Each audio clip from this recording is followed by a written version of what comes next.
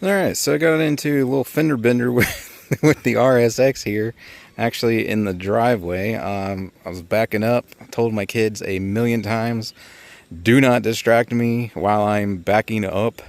And one of them pointed forward and wanted me to look at something that way, and I don't even remember what it was. Wasn't paying attention, and the Rio was parked over here, which it usually isn't. As you can see, it's not there now. So I failed to notice that, and we bumped into her there. And there's what it did to the Rio. But that's not really such a big deal when you consider this is the other side here. This is what the stepdaughter had already done to it previously, so the bumper's already jacked up. So no cracks on the RSX, we just got some light scuff marks here. We're going to take her off today and see if we can straighten her up a little bit, but in there, you can see how that metal bracket or tab or whatever you would call it is bent down and all rusty and nasty. So that's basically why she's hanging down there. Hit the Rio and it pulled the whole thing down. Now with that metal being so janky, I don't know how well it's going to work, but we're going to take her off and try. So that's basically just unclipping the bumper cover here, bending that back up as good as we can, hopefully without snapping it off, and then I'm sure we can at least improve it some. It's probably not going to be perfect though. But neither is any part of this car. So obviously you can see up in here you got little clips there that are supposed to snap into those, so you will have to be careful with that. There's going to be some that run up there. You can see the slots up there as well. That looks like it was supposed to be a screw, which is, yep, there's a bolt head back behind this that would have bolted into that, but obviously she got tore out there. Then you got some screws here. You're gonna have to detach your mud flap, and there's supposed to be one here too, but somebody put a push button in there because on the other side it's got one of these right there. Up there under the trunk hatch, it kind of just like sets there. I didn't see anything buttoning it down. Then down here on the bottom, we're gonna have to look around. It's supposed to have pins there, as you can see, and where's the other hole? There's two holes down here somewhere. So anyways, it's supposed to be pinned up there, and obviously ours are missing. I am going to replace those though, because I'm just imagining this thing being a giant parachute at highway speeds and higher. So no doubt that's slowing us down there, and also causing, you know, with the drag, we're going to lose fuel mileage. So I'm definitely going to get that pin back up so it's not a giant parachute there at higher speeds. For that matter, this thing hanging out like that's a giant parachute as well. And if you guys happen to notice in this video or the previous that's popped off again, I previously made a video fixing that up, had it looking real nice. Well, over the winter I hit a giant snow and ice bank and busted it up again, so I got to address that again. I mean, we're not going to put that in a video or anything, but I just got that fixed up and then I hit a giant snow bank. Okay, and yeah, that was it. She just popped right off. You just come up top and kind of lift and pull out, and yeah, I don't know about this. Oh man. And you just got your, you know, license plate light connected there. You can, I cannot show you. There's an unclipper there. And that guy just pops off, no tools required. It's just got kind of these clips here. You just pull up on them and slide it off and it comes right off. Yeah, I mean, I guess I get kind of lucky too, because it is a little more inclined than that. You would have, it looks like there should be some pins here. Maybe even, yeah, up under here. License plate's down there. Obviously, this is the top. So, I don't know, maybe that's just for these. But anyways, it's likely, you know, it would be snapped in here if this wasn't all jacked up. There might be some other clips up there, but she came right off for me. So, yeah, I mean, God, these things are... There's nothing left of them. So... Because that, I mean, it's pretty much just, obviously that tab is supposed to be down here. Ooh, that's stiffer than I thought. I'd been anything that's basically bent down or bent up, we just bend it back to shape pretty much, but I don't have, that's a lot stronger than over here. This is just wee-all, and like rusting through. So I just gotta kind of eyeball it, bend this back up. And I think when we hook it up in there, it's going to have a little weight pulling down, obviously. So I probably want to go a millimeter or two higher than where it sets perfect, because I'm going to anticipate a little bit of sag. But here's what the undamaged side looks like. So, I mean, that's roughly the clearance you're looking for there. And yeah, I was wondering about that. Obviously my nuts are completely rusted off there. You know, that one's tucked up under there, so that's in pretty good shape. But so these are removable, so I guess if you can find one at a junkyard that's not all rusted out, you could replace it. And I'm sure there's somewhere to order those. So I'm not 100% sure. Also, it's weird because these aren't like cut out all the way. I don't think any push pins actually go through this, so you might actually get caught up on this too when you go to remove it. So I don't think there's actually any buttons. I'm going to try to show you here what I found. Where is this? So right there appears to be the location to where one of those slots is, and it's difficult with the lighting.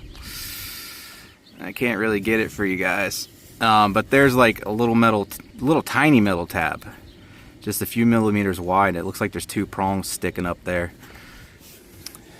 where this would be. So I think it just kind of slips over, and those kind of just go up in there to kind of hold it in place. Hey, if I was smart, I would have just showed you on this side, huh? So that's what I'm talking about there.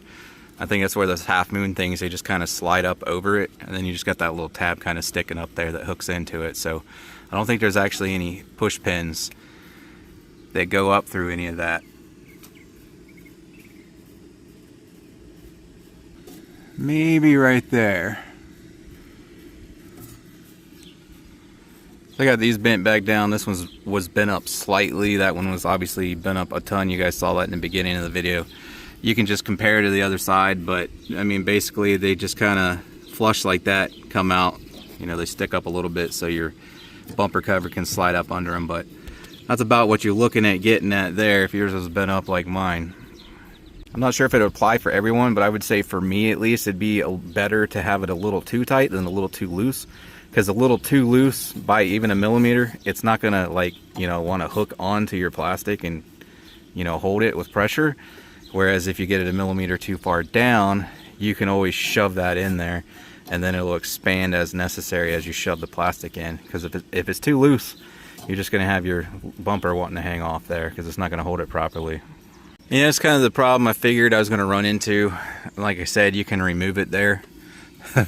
Good luck with those. So I'm not going to try, because even if I could get those off, I mean, there's no nut there. I would have to cut it off, and then this thing obviously is not going to be hanging there any longer. But with the taillight in the way, I'm not able to bend it up far enough. So I guess I could take out the taillight. That's probably what I'm going to do. This should only be a few bolts, because I pushed it up as far as I can and it's hitting the taillight. So I need to be able to go higher to get it flush where it should be. So I'm gonna have to take this taillight off here so I can push it up the rest of the way to straighten it out more. And that in itself could be proved to be a problem, because there's one of the screws, super rusty. It's going into the bottom here. However, mine is broke thanks to the impact. And then we got another one over here. You would think it's supposed to attach to something, clearly, because there's a screw going into it, but there's just a cutout here. So I'm assuming some part of that bumper, maybe one of those moon clips, the half cutout hole, whatever the heck you want to call it, maybe that's what one of those is for. I really don't know, but we got two screws there. This one doesn't seem to be holding on to anything. I don't know if it's because there's something missing or broken on mine, and that one is broken. That screw would be a nightmare to get out. I might need an impact screwdriver upside down, which would suck, but if I can't get it any further, or you can't because you can't get your taillight off, whatever, you know, as long as these are still good and you can snap them in there, it should hang all right. You might just have a little extra gap here with not being able to get that bent up all the way. And like I said, this is removable, but not really for me, because I'd have to cut it off. I'm debating taking this one out, and then maybe I can bend this down out of the way some, but I don't know if it's going to snap off here if I try to do that. I mean, I could bring this end down, that way I can get more access to it to bend it. And for that matter, I might just be able to get, I don't know, I don't think that'll work, but if I get some big pliers or channel locks up in there, I might be able to just twist it to bend it up where I need it. So I'm going to try that now. Nah, I still run into the same issue. I might have got it another millimeter or two, but I still run into the same issue twisting it with those big pliers. It only goes so far before it's hitting the bottom of the tail light, so I can't bend it anymore. But I'm gonna go ahead and try to hang it because I think all my clips here are good. So I'm gonna go ahead and try to hang it and see how it looks. And I'm not going for perfection because this thing is nowhere near perfect. She's a beater, so if I can get it anywhere close to looking right, I'm not really concerned if there's a couple extra millimeters there. And the whole car is all dented, scratched up, and rusting out, so I'm really not concerned if it's perfect or not. And regardless, if you want to get it perfect, I've already gone over how to do that. Either you need to take your tail light out so you can bend it up the rest of the way, and this is not really a how-to video anyways, it's just along for the journey type video. Or you're gonna have to get the new one of those metal brackets there. Which for removing the tail light, other than the 2 screws on the bottom we already discussed, you just pop your plastic panels off here, pull back the carpeting, there's going to be some buttons and screws potentially holding those in. And then there's probably a few screws or bolts on the back bolting this to the metal body of the car. You undo those, and you should be able to pull it out. You know, I'm sliding this back up here. It's pretty much already, you know, there. I just got a couple more millimeters to go. And that's nowhere near to lining up with those hooks. So I guess that's just there for no purpose because there's no hole there for anything to go through it. So I don't know. Well, it's looking a lot better than it did. Especially if you're standing, it's real hard to notice, but it's, you know, still not fantastic. But the issue I'm having here, all my tabs aligned, stuff's still out of whack because these hooks, it's dark in there, you can't really see, they're just barely touching the plastic where they should be over it by several millimeters, and they're not. So obviously stuff's out of whack, but this tab here I think would help me a lot. You see it's not really down, and it's not caught. The plastic is bent up like this. Even if I take this off, it's still bent up. So I'm gonna go get my heat gun and see if I can get it hot and bend it down to where it has kind of a downward angle. That way we can push it up and hook it over, and it's not gonna be you know, have that ramp type shape there. So that might actually pull this up a little bit more for me. So kind of hard to show on camera, but it is bent up like a ramp. So like I said, I'm gonna hit it with the heat gun, push it down considerably lower than flush, let it cool down like that, that way to hold that shape. That'll pull it up some more. I mean, all this is good.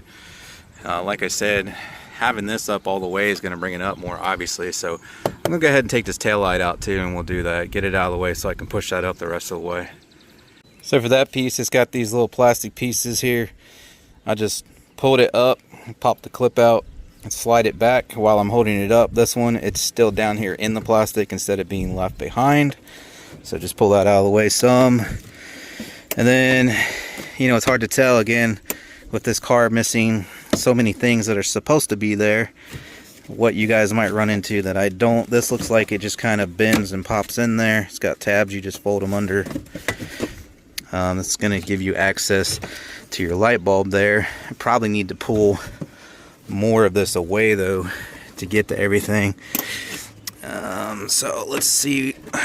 You know, it's going to be similar. We've got a hook here, so I'm probably going to have to unbolt this hook, and then I'll be able to pop the rest of this down. And maybe not. There seems to be some sort of tab in there you got to pull to release it. I haven't figured out yet, but we may be able to access all the mounting bolts. Ow! That fucking hurt. Oh, did you hear that cracking sound against my finger bone? That should be one of the others there. So we'll start with taking these out and see if that frees up our tail light. Damn, that hurts. Yeah, it just says 3/8 mil there, and I think she's ready to come out now. So gotta unplug everything down here first. Okay, yeah, that was it, but I was having difficulty getting it out because this corner is bent up higher than it's supposed to be apparently. And so it was catching right here. It wouldn't let me, hey, look, the water's coming out of the tail lights. I don't know if you guys noticed that earlier, but they're full of water. Dre knows why we have them out. But yeah, I was catching there. So I had to kind of bend it down, and then I was able to slide it out. So that's how you get your tail light out. So now we can do a better job of bending this up where it should be. Of course, it's going to be a nightmare now to get that back in because it's all out of whack, but I noticed this putting it back in. Remember, we took off 3 nuts, but there's actually 4. So somebody's had these off before and they did not replace one of them. So there's 4 to take it off. And not too bad, but wouldn't you know it, getting that thing shoved back in there, it bent this back down a little bit, but it's definitely better than it was. I took the end of my pickle fork here and pressed up hard a few times around here. bent it up a few more millimeters there. Alright, it's going to take this thing a minute to heat up, but I'm going to get her heated up there. I'll put a link in the description of the heat gun if you, maybe not this one exactly, but a heat gun or two in the link description if you're needing one. But I'm going to work at this, let it get nice and hot, bend it down a little bit. Alright, so kind of hard to tell through the camera probably, but we do have a slight downward angle there, so that's exactly what I was going for. This little center section here, it gets real bendy real quick, so be careful not to melt that guy. Whereas this was much tougher, so at first just this bent down. I'm like, well, that's not going to work. I want the whole section to bend down. So I had to point the heat gun away from this little guy here on these thicker sections here for a minute. And I was just using the ball of the screwdriver here to kind of push down and massage it down. Same thing on this way, hit it with the heat gun like this to get it. I mean, you can see where the paint's practically melted there, and I was pushing the screwdriver into it. But so, you know, not perfect, but we do have a little bit of a, well, at least there we got a downward angle. Like I said, it's kind of hard to get these to go without getting this thing completely freaking melted. But hopefully that'll at least be somewhat of an improvement. I might try to work on this a little more, bend these edges down more, because I know when this hits, it's just going to bend it up. See, as soon as I try to hang it there, so I think I'm going to maybe just a tad more here and there, get it bent down. I just noticed this. Look at that side. I mean, it was like a 2-mile-an-hour impact, but this whole thing is bent down, so I don't know if that was from us or a previous accident by the previous owners. Because I wouldn't think 2 miles an hour would do that, but who knows. That's definitely bent down compared to the other side. So thankfully the bumper cover still fits over that. That would be a nightmare to fix. I'd probably have to jack up the car by it with an overhead crane or something to try and straighten that out. I was just about to say that worked like a charm, which it did, but just a little bit of weight of this bumper hanging off of this thing, yeah, it just snapped off on me there. Well, I'm going to get this side hung up here, and so hopefully it'll still look decent. Man, that pisses me off. That would have been absolutely perfect. You see the huge freaking gap I have now. If that hadn't just busted off on us now. So that's what I'm stuck with now. Until I want to take it apart one day. If I want to. And replace those brackets down in there. Like I said, I'd have to cut the one bolt off. Well, that's a good question too. I don't know if that's a stud and a nut. If it is, I'll have to drill out the stud and just use a regular nut socket. But yeah, that's the cards we're dealt today. Literally had it perfect, and then the last second it just shears off on me over there because of all the rust. Freaking fantastic. So in hindsight, I mean, I'm doing this by myself, but having something or someone supporting that the entire time probably would have helped me there, not busting it off. Of course, you know, it could have been worse in there. It could have already been busted off. So it is what it is, but that's the gist of everything. That's how you would go about fixing it. So I just got screwed there at the last second from getting it perfect. But definitely a hell of an improvement from, you know, this whole thing freaking hanging out. I just got somewhat of an unsightly gap there now, but it's not too bad. Not too bad. I can't even get my pinky finger in there, so it just pisses me off that I had it perfect and now we got a gap. Gotta love working on rusty ass Ohio cars. That was the piece up in there that my bolt went through. Just fell off.